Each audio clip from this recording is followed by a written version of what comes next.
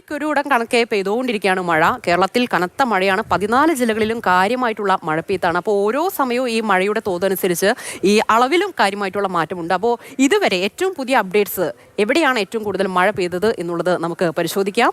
നമ്മൾ കാണുന്നത് പോലെ തൃശ്ശൂർ പെരിങ്ങൽകുത്തിൽ അവിടെ 234 മില്ലിമീറ്ററാണ് മഴ പെയ്തിരിക്കുന്നത്. ഇനി ഈ തൃശ്ശൂരിലാണ് ഏറ്റവും കൂടുതൽ കിട്ടിക്കൊണ്ടിരിക്കുന്നത്. ഇനി അടുത്ത സ്ഥലം നോക്കുകയാണെങ്കിൽ വയനാട് ജില്ലയിലെ തേറ്റമല അവിടെ 231 മില്ലിമീറ്ററാണ് മഴ. കാര്യമായിട്ടുള്ള മഴ പെയ്ത്ത് വയനാട്ടിൽ നമ്മൾ ഇന്നലെ കണ്ടിരുന്നു. ഇന്നും അതുപോലെ തന്നെ തുടർന്നുകൊണ്ടിരിക്കുകയാണ്. ഇനി അടുത്ത സ്ഥലം നോക്കുകയാണെങ്കിൽ കോഴിക്കോട് ജില്ലയിലെ കക്കയത്ത് അവിടെ 229 മില്ലിമീറ്ററാണ് മഴ ലഭിച്ചുകൊണ്ടിരിക്കുന്നത്. കാര്യമായിട്ടുള്ള മഴ വടക്കൻ കേരളത്തിൽ നമ്മൾ ഇന്നലെയും കണ്ടിരുന്നു. ഇന്നും അതുപോലെ തന്നെ തുടരുകയാണ്.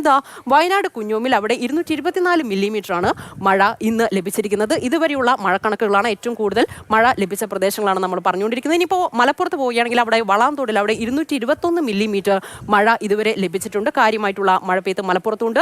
വയനാടാണ് അടുത്തത്. സുഗന്ധഗിരിയിൽ അവിടെ 214 മില്ലിമീറ്റർ മഴ ഇതുവരെ ലഭിച്ചിട്ടുണ്ട്. ഇനി അടുത്തത് നോക്കുകയാണെങ്കിൽ ഇടുക്കി ജില്ലയിലെ ആനയിറങ്ങിൽ അവിടെ 205 മില്ലിമീറ്ററാണ് മഴ ലഭിച്ചിരിക്കുന്നത്. അപ്പോൾ തോരാതെ പെയ്തുകൊണ്ടിരിക്കുകയാണ് മഴ.